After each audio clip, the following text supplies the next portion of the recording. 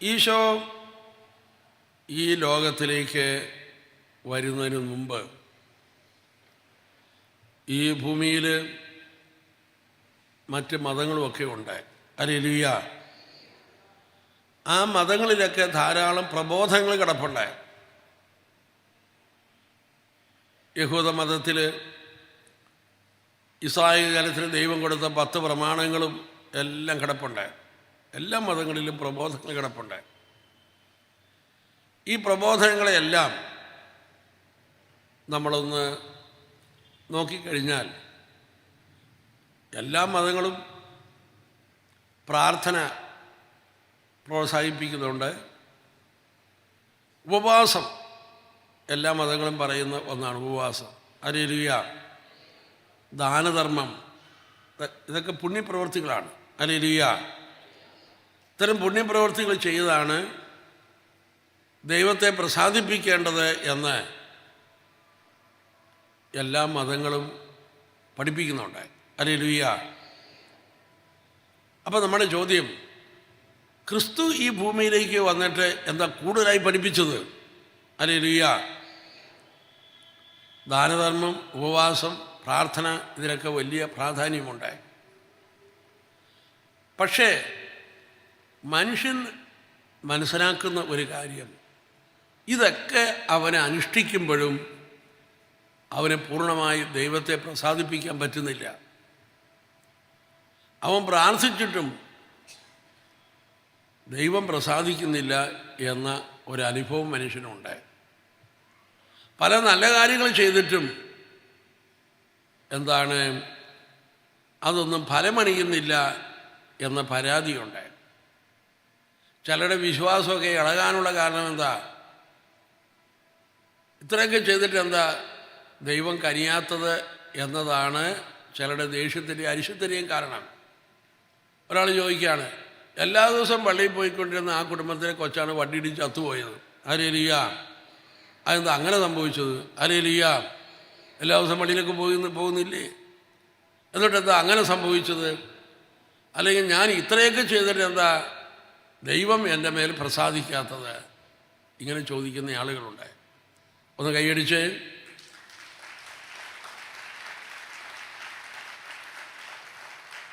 സ്ഥലമാണ്.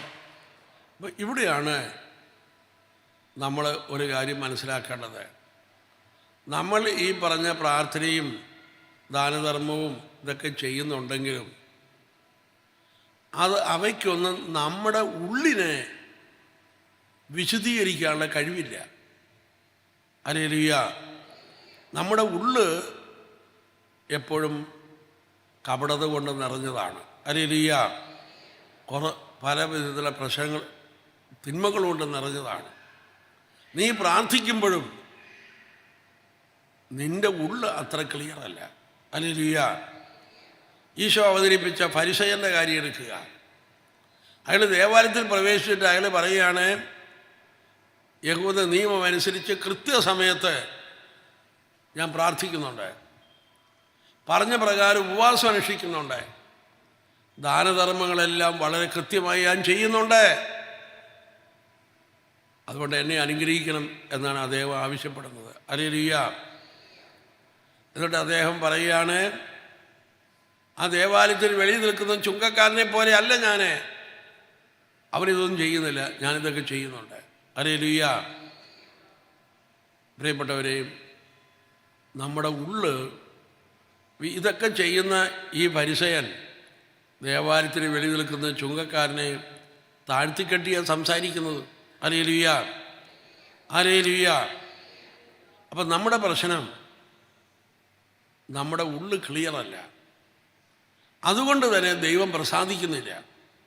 ഞാൻ എത്രയൊക്കെ ചെയ്തിട്ട് ദൈവം പ്രസാദിക്കുന്നില്ല എന്ന പരാതി ആത്മീയ മണ്ഡലത്തിൽ പലരുടെയും ഉള്ളിലുണ്ട്. ഹല്ലേലൂയ. ഈ പ്രശ്നമാണ് യേശു പരിഹരിച്ചത്. ഹല്ലേലൂയ. യേശു പറഞ്ഞു, ഒരു വ്യക്തിക്കും സ്വന്തം യോഗ്യതയിൽ ദൈവപിതാവിൻ്റെ അടുക്കലേക്ക് വരാൻ പറ്റിയല്ല. അതുകൊണ്ട് എൻ്റെ യോഗ്യതയിൽ നീ പിതാവിൻ്റെ അടുക്കലേക്ക് വരിക. ഹല്ലേലൂയ. ഇതാണ് യേശു കൊണ്ടുവന്ന മാർഗം. ഹല്ലേലൂയ. നമുക്കെല്ലാവർക്കും യേശുവിൻ്റെ യോഗ്യതയിൽ ദൈവപിതാവിനെ വിളിക്കാൻ കഴിയുന്നു. ഹല്ലേലൂയ. ഒരിക്കൽ ഈ കാസർഗോഡ് ആ ഭാഗത്തുനിന്ന് ഒരു ഹൈന്ദവ സഹോദരൻ ഇവിടെ ധ്യാനിക്കാൻ വന്നു. പുള്ളിക്കാരൻ ഇവിടെ വന്നത് ഒരു പ്രത്യേക സാഹചര്യത്തിലാണ്. പുള്ളിയുടെ ഭാര്യ രോഗിയായി ആശുപത്രിക്കാർ മടക്കി. ഇനി വൈദ്യശാസ്ത്രത്തിൽ മരുന്നൊന്നുമില്ല, ഇന്നോ നാളെയോ മരണം അങ്ങനെ കിടക്കുക. അപ്പോൾ ഇയാൾ അതിനിടയ്ക്ക് ഒത്തിരി വഴിപാടുകളും നേർച്ച കാഴ്ചകളൊക്കെ ചെയ്തു, ഒരു ഫലവും ഉണ്ടായില്ല. അങ്ങനെ ഇരിക്കുമ്പോൾ ആരോ ഒരാൾ ഈ വ്യക്തിയോട് പറഞ്ഞു, നീ ഡിവൈൻ ധ്യാന കേന്ദ്രത്തിലൊന്ന് പോകാൻ പറഞ്ഞു. അപ്പോൾ ഇയാൾ ഭാര്യയും കൊണ്ട് എങ്ങനെ ഇവിടെ വരുന്നത് ഈ അവസ്ഥയിൽ?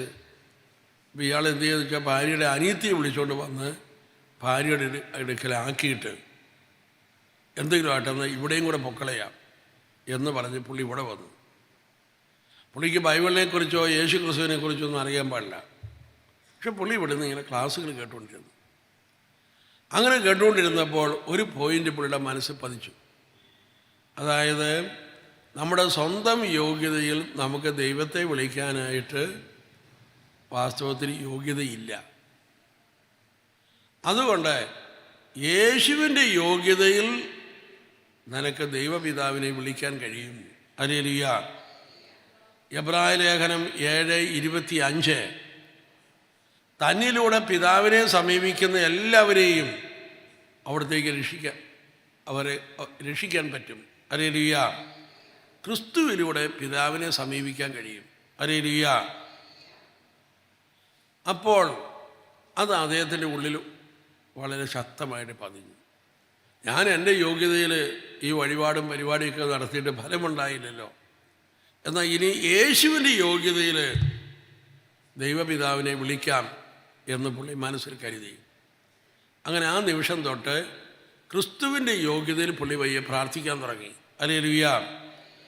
അപ്പോൾ യേശുവിൻ്റെ യോഗ്യതയിൽ പ്രാർത്ഥിക്കുക എന്ന് പറഞ്ഞാൽ യേശു നമുക്ക് വേണ്ടി എന്തൊക്കെ ചെയ്തിട്ടുണ്ടോ അതിൻ്റെ യോഗ്യതയിൽ പ്രാർത്ഥിക്കുക. ഹല്ലേലൂയ. ഈശോയുടെ കുരിശുമരണത്തിൻ്റെ യോഗ്യതയിൽ, ഈശോ ചിന്തിയ രക്തത്തിൻ്റെ യോഗ്യതയിൽ, യേശുവിൻ്റെ പീഡാനുഭവത്തിൻ്റെ യോഗ്യതയിൽ, യേശുവിൻ്റെ മനുഷ്യാവതാരത്തിൻ്റെ യോഗ്യതയിൽ പിതാവിനെ വിളിക്കുക. ഹല്ലേലൂയ. ഹല്ലേലൂയ. അപ്പോൾ അത് വിളിക്കുന്തോറും പുള്ളിയുടെ ഉള്ളിൽ ഒരു എന്തെന്നില്ലാത്തൊരു ഹാപ്പിനെസ് ഉണ്ടാകാൻ തുടങ്ങി. ഹല്ലേലൂയ. പുള്ളി ധ്യാനം കഴിഞ്ഞ് വീട്ടിൽ ചെന്നിട്ട് ഭാര്യയുടെ മുറിയിലിരുന്നിട്ട് പുള്ളി യേശുവിൻ്റെ യോഗ്യതയിൽ പ്രാർത്ഥിക്കാൻ തുടങ്ങി. കർത്താവായ യേശുവേ, അങ്ങയുടെ കാൽവരി കുരിശിലെ ബലിയുടെ യോഗ്യതയിൽ അങ്ങേ പിതാവേ ഞാനങ്ങേ വിളിക്കുന്നു. ഹല്ലേലൂയ. ഈശോ ചിന്തിയ രക്തത്തിൻ്റെ യോഗ്യതയിൽ പിതാവേ കരുണയായിരിക്കണമേ.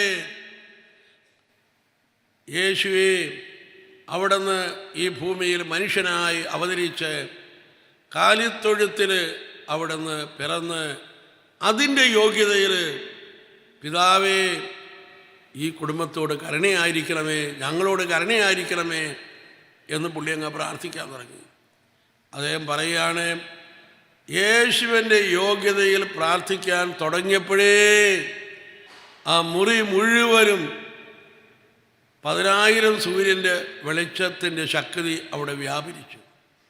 വലിയ പ്രകാശം അവിടെ വ്യാപരിച്ചു. നിമിഷങ്ങൾ കഴിഞ്ഞില്ല, രോഗിയായ അയാളുടെ ഭാര്യ ചാടി എഴുന്നേറ്റു. ഹല്ലേലൂയ. ഹല്ലേലൂയ. ഒന്ന് കൈയടിച്ച് കർത്താവിനെ മഹത്വപ്പെടുത്തു. Praise the Lord. ഇത് വളരെ വർഷങ്ങൾക്ക് മുമ്പ് നടന്ന സംഭവമാണ്.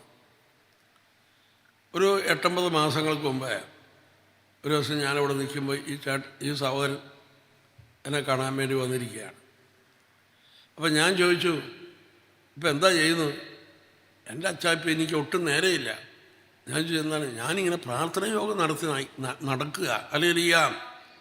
ഞാൻ എവിടെ നിന്നുകൊണ്ട് യേശുവിൻ്റെ അടികളുടെ യോഗ്യതയിൽ, അവിടെ നേറ്റ ചാട്ടവാറടിയുടെ യോഗ്യതയിൽ, യേശു ചിന്തിയ രക്തത്തിൻ്റെ യോഗ്യതയിൽ എന്ന് ഉച്ചരിക്കുമ്പോൾ തന്നെ അവിടെ സൗഖ്യം ഒഴുകുന്നു, വിടുതൽ പ്രാപിക്കുന്നു, ബന്ധനങ്ങൾ അഴിയുന്നു. Hallelujah, hallelujah.